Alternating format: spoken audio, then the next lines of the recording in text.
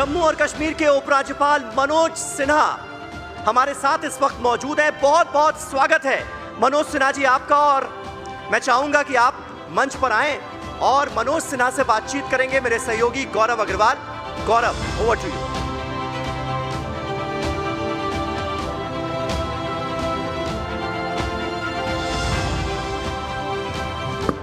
Thank you Sameer, thank you Nidhi. पहले तो session की शुरुआत हो उससे पहले एक बार जोरदार तालियां हमारे खास मेहमान मनोज सिन्हा जी के लिए, जम्मू कश्मीर के उपराज्यपाल। और काफी खास ये सेशन है। मनोज जी, 35 साल बाद जम्मू कश्मीर में मुहर्रम का जुलूस भी निकलता है और जन्माष्टमी की शोभा यात्रा भी निकलती है। हिंदू भी शामिल होते हैं और मुस्लिम भी शामिल होते हैं। एक बार जोरदार तालियां इस उपलब्धि के लिए, मनोज जी के लिए। मनोज जी के रहते ये मुमकिन हुआ, क्या कहेंगे मनोज जी? ये सच है कि 34 साल बाद मुहर्रम के 8वें दिन और 10वें दिन का जुलूस जो प्रतिबंधित था वो इस बार निकला और बड़ी संख्या में लोगों ने उसमें हिस्सा भी लिया। मुझे लगता है कि सभी लोगों को उनकी आस्था के हिसाब से अपने त्यौहार मनाने की आज़ादी जम्मू कश्मीर में भी होनी चाहिए जैसे देश में है, और वही काम जम्मू कश्मीर में हुआ है। आपके कार्यकाल को तकरीबन 4 साल होने वाले हैं। एक लाइन में पूछें तो कश्मीर में क्या बदलाव आया है, इस लाइन पर पूछें, या पूछें आपसे कि कैसा है अब हमारा कश्मीर, क्या जवाब होगा आपका? 4 साल तो 7 अगस्त 2024 को होगा, लेकिन जो समय बीता है मुझे लगता है 2-3 बातें मैं कहूँगा। एक तो जम्मू कश्मीर वो जगह थी जहाँ भारत के राष्ट्रपति भी 1 इंच जमीन नहीं ले सकते थे। भारत का सैनिक जम्मू कश्मीर के लोगों की हिफाजत के लिए अपनी जान तो दे सकता था, लेकिन वहाँ एक झोपड़ी नहीं बना सकता था। ये बड़ा बदलाव आया है। सामाजिक तौर पर जब मैं देखता हूँ तो 1.25 करोड़ से ज़्यादा लोगों को सामाजिक और आर्थिक रूप से एम्पावर करने का काम जम्मू कश्मीर में भारत के माननीय प्रधानमंत्री जी के नेतृत्व में हुआ है। ऐसे लोग जो वेस्ट पाकिस्तान से शरणार्थी बन करके आए थे या पाक अधिकृत कश्मीर से आए थे, देश के दूसरे हिस्सों में उन्हें भारत के नागरिक का दर्जा प्राप्त था, सारे अधिकार प्राप्त थे, जम्मू कश्मीर में नहीं था। वो पूरी तरह से अब सामाजिक और आर्थिक रूप से एम्पावर हुए। दूसरी बात, वहाँ की जो नारी शक्ति थी, खासतौर से हमारी बहनें थीं, वो जम्मू कश्मीर की कोई लड़की अगर दूसरे से शादी करती थी तो मुझे लगता है वो सारे अधिकार खो देती थी। तो एक 50% आबादी को एम्पावर किया। कश्मीरी माइग्रेंट, जिसमें विशेष रूप से कश्मीरी पंडित हैं, मुझे लगता है कि लंबे समय से आतंकवाद का दंश झेला था, आज वो भी खुद को ताकतवर महसूस करते हैं। समाज का एक बड़ा वर्ग जिसे हम अति पिछड़ा वर्ग करते हैं, अदर बैकवर्ड क्लासेस कहते हैं, देश के दूसरे हिस्से में भारत के संविधान के अनुरूप उन्हें आरक्षण की व्यवस्था थी, नौकरियों में, पंचायत और यूएलबीज के चुनाव में, शिक्षा में। वो जम्मू कश्मीर में नहीं था, वो भी उन्हें प्राप्त हुआ है। मैं कहूँ कि गुजर, बकरवाल, गद्दी, सिप्पी, सीना, ये जो आदिवासी थे, पूरे देश में फॉरेस्ट राइट एक्ट पार्लियामेंट के कानून के बाद लागू हो गया था। जम्मू कश्मीर में अभी जाकर के हमें लागू करना पड़ा। एक बड़ा समुदाय था पहाड़ी भाइयों का, जिनकी लंबे समय से मांग थी आरक्षण की। अभी देश की संसद ने उन्हें भी आरक्षण दिया है, और इस बात का ध्यान रखते हुए दिया है कि पहले से जो गुजर, बकरवाल, गद्दी, सिप्पी, सीना लोग थे, इनके आरक्षण को बिना छेड़े हुए पहाड़ी समुदाय के 14 लाख लोगों को आरक्षण देने का काम किया। तो ये तो सामाजिक रूप से मैंने बतलाया। दूसरी बात अगर मैं कहूँ तो आर्थिक रूप से जम्मू कश्मीर में गतिविधियां बढ़ी हैं। अभी आपने दिखाया जी कि 2.5 करोड़ वो नहीं है, 2 करोड़ 12 लाख लोग पिछले साल आए थे। उसके 1 साल पहले 1 करोड़ 88 लाख लोग आए थे एज ए टूरिस्ट, और फॉरेन टूरिस्ट का इन्फ्लक्स 2.5 गुना बढ़ा है G20 के आयोजन के बाद। आर्थिक मोर्चे पर भी कोविड के दौरान भी हमारी जीडीपी की ग्रोथ जो है वो पॉजिटिव थी। टैक्स रेवेन्यू की अगर मैं बात करता हूं तो देश का जो नेशनल एवरेज है उससे बेहतर जम्मू कश्मीर परफॉर्म कर रहा है। इंफ्रास्ट्रक्चर की अगर मैं बात करूं तो आज 1.5 लाख करोड़ रुपए के हाईवे और टनल के प्रोजेक्ट चल रहे हैं। प्रोजेक्ट पूरी करने की रफ्तार हमारी 10 गुनी बढ़ गई है। क्या बात? मुझे याद है 18-19 में जहां 9,229 प्रोजेक्ट पूरी होती थी, पिछले साल हमने 92,500 प्रोजेक्ट पूरा किया और इस साल 1 लाख से ज़्यादा प्रोजेक्ट हम पूरा करेंगे। ट्रांसपेरेंसी की अगर मैं बात करूं तो जब मैं गया था तो ई सर्विसेज के नाम पर 40 सर्विसेज थी। आज हम देश में नंबर 1 हैं, 1100 से ज़्यादा ऑनलाइन सर्विसेज हम लोगों को दे रहे हैं और पब्लिक सर्विस गारंटी एक्ट की अधिकांश सर्विसेज को हमने ऑटो एस्केलेशन मोड में कर दिया। ठीक है। इसका मतलब ये हुआ कि पब्लिक सर्विस गारंटी एक्ट में अगर समय सीमा है 15 दिन की, 15 दिन में अगर आम आदमी को वो सर्विस नहीं मिली तो 16वें दिन एस्केलेट होकर के वो हायर ऑफिसर के पास चला जाएगा, तो उस ऑफिसर पर फाइनेंशियल पेनाल्टी भी लगेगी और एडमिनिस्ट्रेटिव एक्शन भी हो सकता है। 889 लोगों पर फाइनेंशियल पेनाल्टी लग चुकी है। एक 2-3 बातें और कहूंगा, थोड़ा समय दीजिए। प्लीज। भूमि कानून वहां का बड़ा ही रिग्रेसिव था। मैंने हमारे यहाँ कई लोग ये मानते हैं कि अगर महाभारत काल में भी डिजिटाइजेशन हो गया होता तो शायद 5 गांव का ही मसला था, भगवान कृष्ण ने वो मसला सुलझा दिया होता, महाभारत न हुआ होता। हमारे यहाँ जो पटवारी थे वो कलेक्टर से ज़्यादा ताकतवर थे और 250 के आसपास लोग थे जो लैंड रिकॉर्ड देखना जानते थे, पढ़ना जानते थे। वो पूरी तरह से डिजिटाइज करके हिंदी, अंग्रेजी और उर्दू 3 भाषाओं में लैंड रिकॉर्ड सबको उपलब्ध करा दिया गया है और वो सब कुछ ऑनलाइन उपलब्ध है।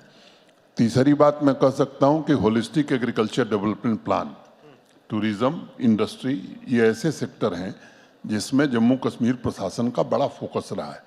जो होलिस्टिक एग्रीकल्चर डेवलपमेंट प्लान हमने बनाया है, आज हम किसानों की आमदनी के मामले में देश में 5वें नंबर पर हैं। ये पिछले 3 सालों में 11वें स्थान से 5वें पर पहुंचे हैं और आज मैं आपके मंच से देश को कहना चाहता हूं कि HADP के इम्प्लीमेंटेशन के बाद पंजाब, हरियाणा को हम पीछे छोड़ेंगे, हम देश में नंबर 1 होंगे। इस तरह का प्लान हमने बनाया है। टूरिज्म की बात मैंने आपको बता दी है। तीसरा, इंडस्ट्रियल डेवलपमेंट। वहाँ प्राइवेट इन्वेस्टमेंट आज़ादी से लेकर के 2021 तक कुल मोटे तौर पर 13-14 हज़ार करोड़ आया था। आज 90,000 करोड़ के प्रस्ताव हमारे पास हैं। 15,000 करोड़ के प्रस्तावों का काम जमीन पर चल रहा है और मैं आश्वस्त करना चाहता हूँ कि जो प्रस्ताव आए हैं उन्हें सही में अमली जामा पहनाने में हमें सफलता मिलेगी। एक बात आप दिखा रहे थे, अब पत्थरबाजी इतिहास की घटना हो गई है। झेलम के किनारे रात को 12 बजे भी नौजवान गिटार बजाते हुए आपको मिल जाएंगे। अगर मैं अर्बन ट्रांसफॉर्मेशन की बात करूं तो पेडेस्ट्रियन मार्केट यूरोप के बाद मुझे लगता है कि दिल्ली से बेहतर श्रीनगर में आपको दिखाई पड़ेगी। अर्बन ट्रांसफॉर्मेशन के मामले में भी जम्मू कश्मीर ने ऊंची छलांग लगाई है। एक बच्ची मुझे मिलने आई थी, अभी 10 दिन पहले की बात है। एक समूह था बच्चियों का, तो मैंने टाइम दिया था, तो मैंने पूछा बताओ कोई बात है? कहा नहीं साहब, मैं केवल आपको धन्यवाद देने हैं। उन्होंने कहा क्यों? कहा कि मैंने 3 साल में ही डिग्री प्राप्त कर ली ग्रेजुएशन की। मेरा भाई 7 साल में ग्रेजुएट हुआ था क्योंकि पाकिस्तान के इशारे पर 120 दिन बंद काल होती थी। स्कूल, कॉलेज, यूनिवर्सिटी, बिजनेस सब कुछ ठप रहता था।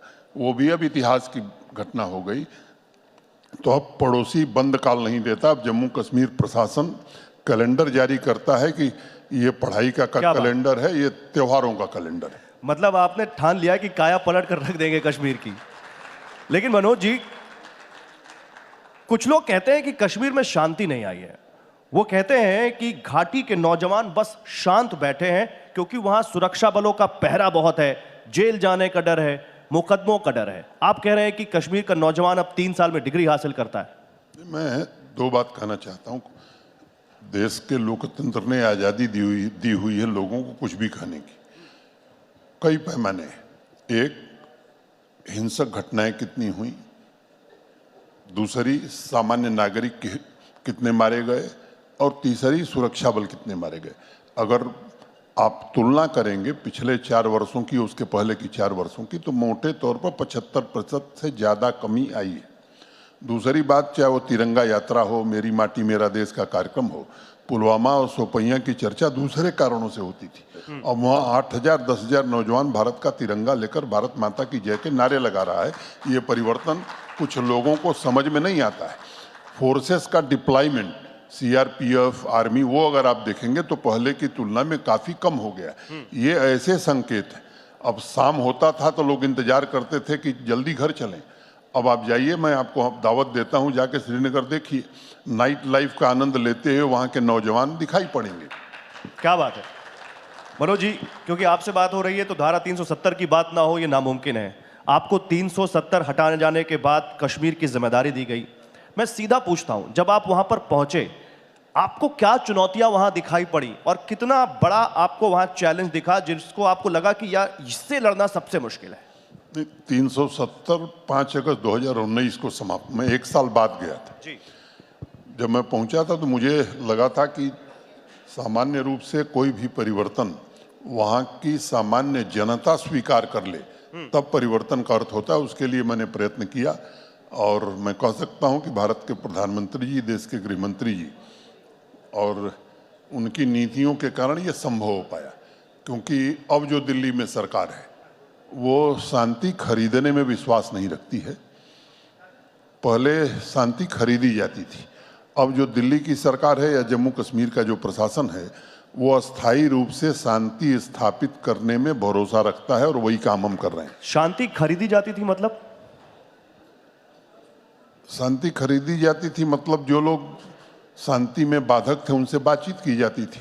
ऐसे लोग जिनको जेल में होना चाहिए था उनको सरकारी हवाई जहाज से श्रीनगर से बुला करके दिल्ली में बातचीत की जाती थी। यही शांति खरीदी जाती थी। जाने के बाद मैंने 54 ऐसे लोगों को सरकारी नौकरियों से बाहर किया है जिनका कहीं न कहीं सीधा संबंध आतंकवादी घटनाओं से रहा है।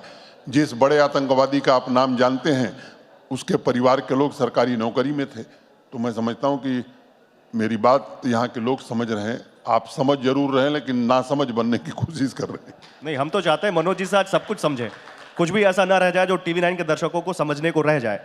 आपने अभी पर्यटन की बात की, रोजगार की बात की, कश्मीर के कायापलट की बात की और जाहिर सी बात है वो दिख भी रहा है। पत्थरबाजी कम हुई है, आतंकवाद पर करारी चोट की है, लेकिन एक नई समस्या कश्मीर में दिख नई नहीं है लेकिन इधर में काफी दिखी है, टारगेटेड किलिंग। उसको लेकर हम अभी भी देखें तो एक चिंता का विषय है वो कश्मीर में। देखिए, कश्मीर में एक छोटी घटना होती है तो उसे आप जैसे पत्रकार या देश दूसरे हिसाब से देखता है। नेशनल क्राइम रिकॉर्ड ब्यूरो का जो आंकड़ा है गृह मंत्रालय का, जो मैं समझता हूं कि अधिकृत है, उसमें अगर आप देखेंगे तो जम्मू कश्मीर सबसे नीचे है। हाँ, ये सच है कि कुछ घटनाएं ऐसी हुई हैं और नहीं होनी चाहिए, क्योंकि एक व्यक्ति की भी जान जाती है तो किसी भी संवेदनशील प्रशासन के लिए वो ठीक नहीं है। मैंने इसकी भी कोशिश हम कर रहे हैं और आतंकवादियों के खिलाफ केवल कार्रवाई हो ये काम हम नहीं कर रहे हैं। पूरे आतंकवाद के इकोसिस्टम को जड़ से समाप्त कर दिया जाए, इस दिशा में प्रयत्न हो रहा है।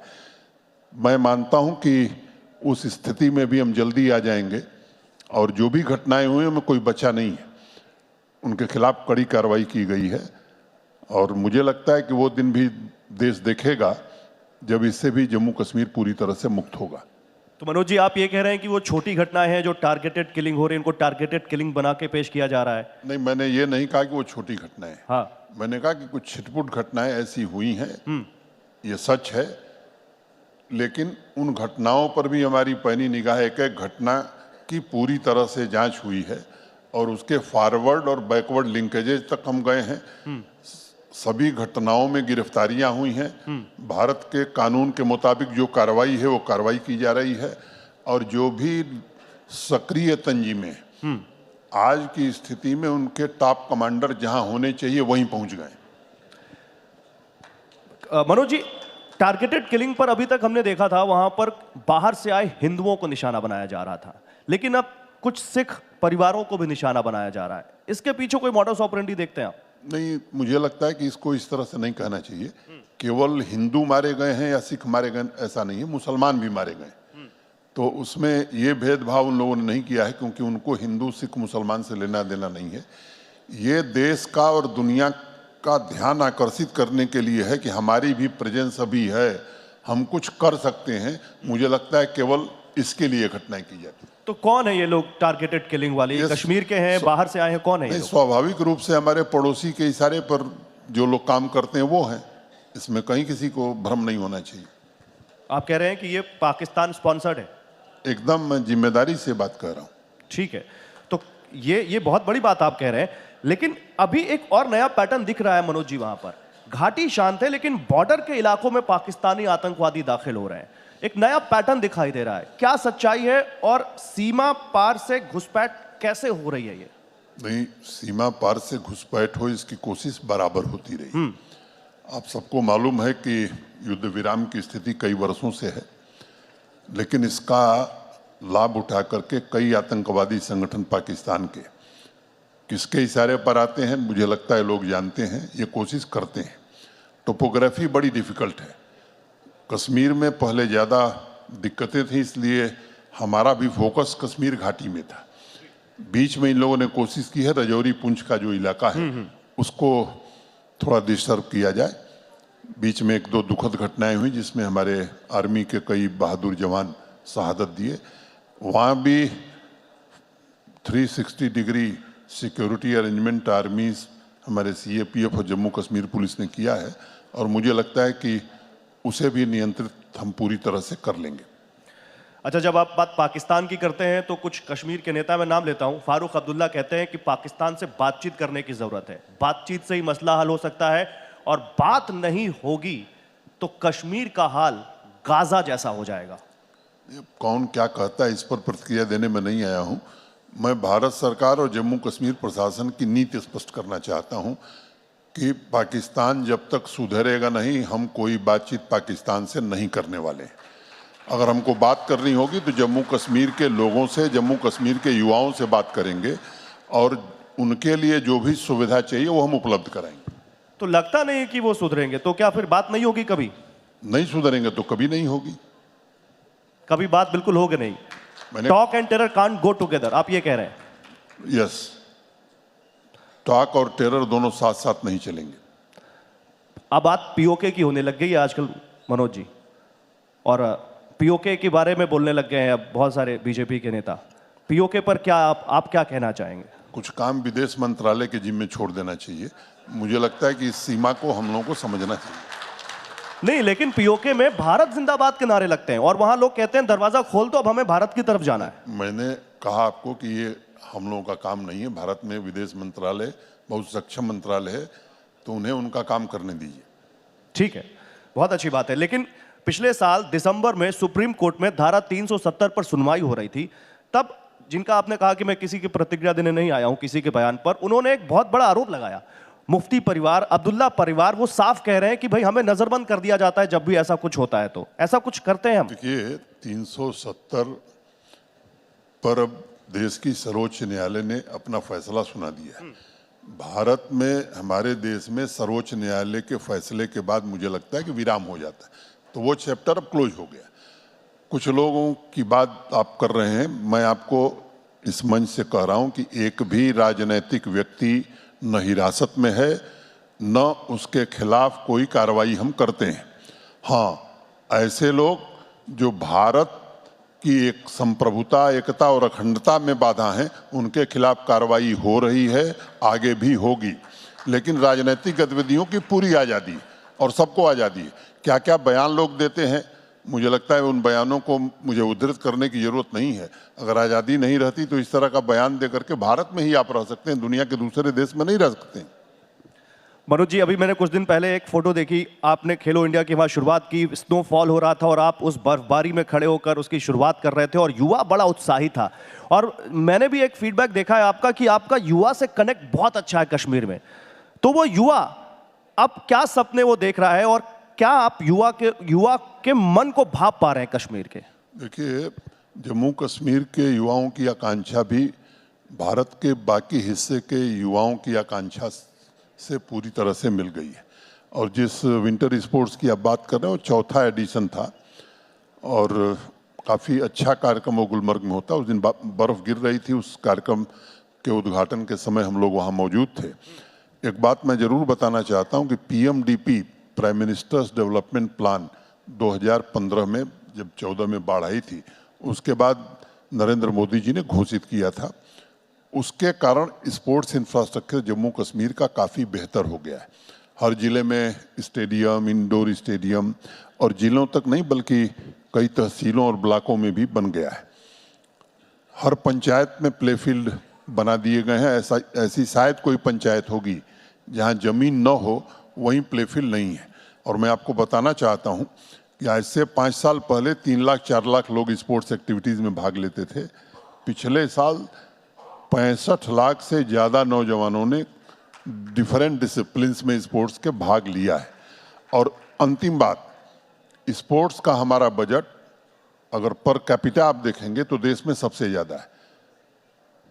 हमने तो तस्वीर सचिन तेंदुलकर की भी देखी श्रीनगर की सड़कों पर क्रिकेट खेलते हुए। उस दिन मैं श्रीनगर से जम्मू वापस आ रहा था, उनका फ़ोन आया था मुझे, लेकिन मैं फ्लाइट में था। उन्होंने मुझे जो फ़ोन पर बताया, उन्होंने कहा कि साहब मैं आकर के बहुत अभिभूत हूँ। जैसा मैंने बाहर सुना था वैसा कश्मीर नहीं है, बल्कि कश्मीर वास्तव में बदल गया है। कश्मीर बदल गया, ये वो तस्वीर बताती है।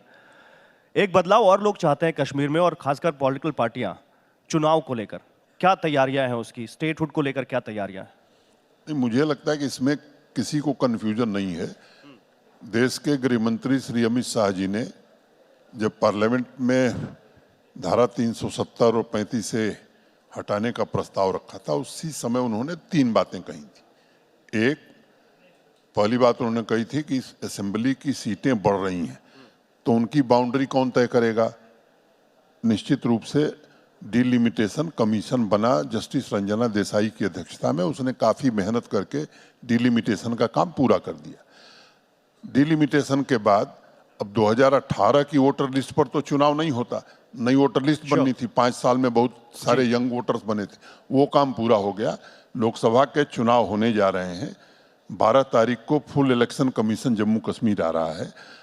तो गृहमंत्री जी ने 2 बात कही थी, डिलिमिटेशन फर्स्ट, इलेक्शन सेकेंड, और तीसरी बात कही कि स्टेटहुड एट अप्रोप्रिएट टाइम। और वही एफिडेविट भारत सरकार ने देश की सर्वोच्च न्यायालय में भी दिया है। तो मैं समझता हूं कि लोकसभा के चुनाव देश के चुनाव के साथ होने जा रहे हैं। सितंबर के पहले सितंबर तक विधानसभा के चुनाव हो जाएंगे, और जब उचित समय आएगा तो स्टेटहुड भी भारत सरकार देगी। आप ये कह रहे हैं कि सितंबर तक वहां पर चुनाव हो जाएंगे? हम नहीं कह रहे हैं, ये हमने एफिडेविट दिया हुआ है सुप्रीम कोर्ट में। सुप्रीम कोर्ट ने भी कहा तो होंगे ही निश्चित, सितंबर तक एकदम निश्चित। और स्टेटहुड की कोई टाइमलाइन? लेकिन एक बात मैं कहना चाहता हूं कि ये काम इलेक्शन कमीशन का है जी। तो इलेक्शन कमीशन जब भी निर्देश देगा हम चुनाव कराने के लिए तैयार हैं। स्टेटहुड की कोई टाइमलाइन देना चाहेंगे आप? Eight appropriate time. Okay, eight appropriate time. Very well said.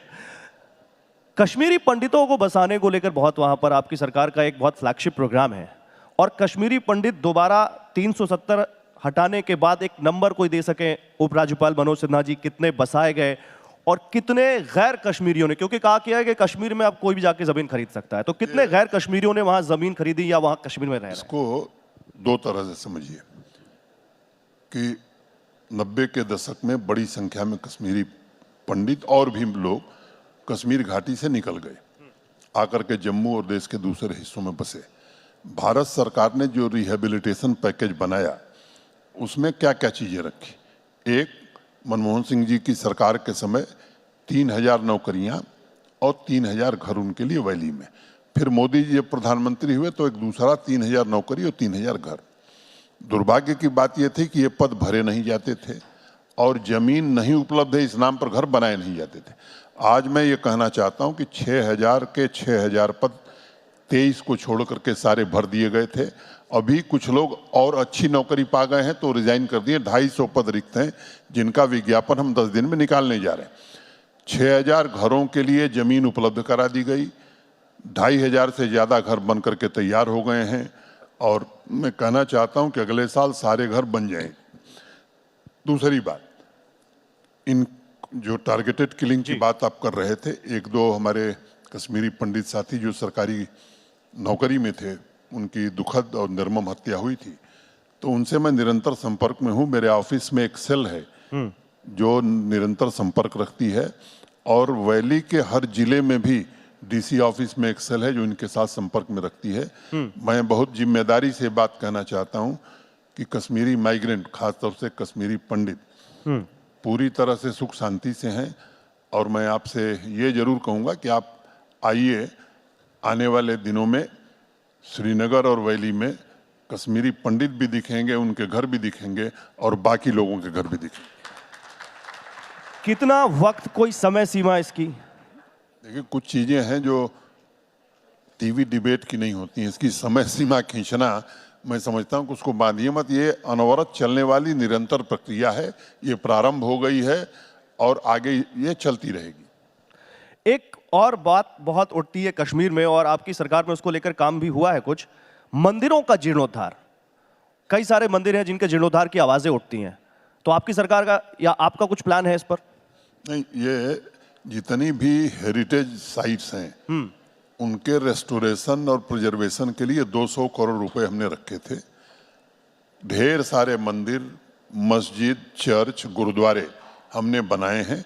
Smart city project में भी कुछ इस तरह के निर्माण हुए हैं और ये काम अनवरत चलता रहेगा। बगल में अभी पड़ोसी जिनकी आप बात कर रहे थे, चुनाव हुए, लेकिन वो चुनाव कैसे हुए सबने देखा, और उसके बाद कहा जा रहा है कि वहां पर, क्योंकि लोकतंत्र तो वहां पर है ही नहीं, बैक स्टेट से कैसे वहां पर सरकार चलती है उसके बारे में हम सब जानते हैं। क्या वहां पर अस्थिर सरकार का कोई असर कश्मीर पर पड़ने की संभावना है? मुझे लगता है कि वो कोशिश चाहे जो करें, कोई असर जम्मू कश्मीर पर पड़ने वाला नहीं है। अब जम्मू कश्मीर की आवाम इस बात को जान गई है कि जम्मू कश्मीर का भविष्य जुड़ा हुआ है। पाकिस्तान ने केवल वहां के युवाओं को गुमराह किया है, बेगुनाह लोगों की जान गई है। इसके अलावा पाकिस्तान ने जम्मू कश्मीर में कुछ नहीं किया है। और उस इलेक्शन प्रोसेस में आतंकवादी जो भारत का सबसे बड़ा मोस्ट वांटेड है, उसके बेटे तक ने इलेक्शन लड़ा, तो उसके बारे में आप कुछ कहना चाहेंगे? नहीं, मुझे कुछ कहने की जरूरत नहीं। यहाँ बहुत सारे जर्नलिस्ट बैठे हैं, बहुत सारे डिफेंस एक्सपर्ट हैं, कई बार हमसे कहते हैं कि डुअल फ्रंट पर कभी भारत को चुनौती झेलनी पड़ सकती है। पाकिस्तान की तो आप बात कर रहे हैं, लेकिन चीन उसके साथ भारत के खिलाफ साजिशें रचने की कोशिशें करता है, तो हम उसके लिए कितना तैयार हैं मनोज जी? मुझे लगता है कि मैंने आपको पहले भी कहा, कुछ काम भारत के विदेश मंत्रालय का है, तो विदेश मंत्रालय इसीलिए बना है। आप अनावश्यक मुझे वहीं घसीट ले रहे हैं, मैं जाऊंगा नहीं। अच्छा, मैं अपनी सीमा और मर्यादा जानता हूँ। बहुत अच्छी बात है। मनोज जी, गाजीपुर की याद आती है आपको? याद तो आती होगी। नहीं, स्वाभाविक रूप से आएगी। मेरा जन्म स्थान है, मेरी कर्म भूमि रही है और एकदम आती है। मैं निरंतर वहाँ के लोगों के संपर्क में भी हूँ। और गाजीपुर की राजनीति की? नहीं, राजनीति से मैं 7 अगस्त 2020 से दूर हूँ। तो क्या मैं पूछूं कि 2024 में मनोज सिन्हा कोई कैंडिडेट है लोकसभा चुनाव के या नहीं? मेरे पास अभी एक बहुत महत्वपूर्ण काम है जम्मू कश्मीर का, और उसको मैं पूरी ईमानदारी से अपनी क्षमता के हिसाब से कर रहा हूं। और मुझे लगता है कि ये माता वैष्णो देवी या बाबा अमरनाथ ने कोई मेरा सत्कर्म रहा होगा कि ये काम मुझे दिया है। जम्मू कश्मीर भारत के बाकी राज्यों की तरह पूरी तरह बन जाए, मैं समझता हूं ये मेरे लिए सबसे सौभाग्य की बात होगी। क्या बात है, एक बार जोरदार तालियां हो जाए मनोज सिन्हा जी के लिए। जम्मू कश्मीर के उपराज्यपाल मनोज सिन्हा जी बड़े बेबाकी से तमाम सवालों के जवाब दिए। सर, बहुत शुक्रिया आपका हमारे साथ अपना कीमती वक्त हमें देने के लिए। धन्यवाद। Thank you sir. बहुत बहुत शुक्रिया मनोज सिन्हा जी, कश्मीर की नई कहानी बताने के लिए। मैं चाहूंगा बस थोड़ा सा इंतजार आप कर लें मंच पर, और क्योंकि TV9 नेटवर्क के chief revenue officer Amit Tripathi ji से मैं गुजारिश करूंगा कि वो मंच पर आएं और मनोज सिन्हा जी का सम्मान करें शॉल उड़ाकर।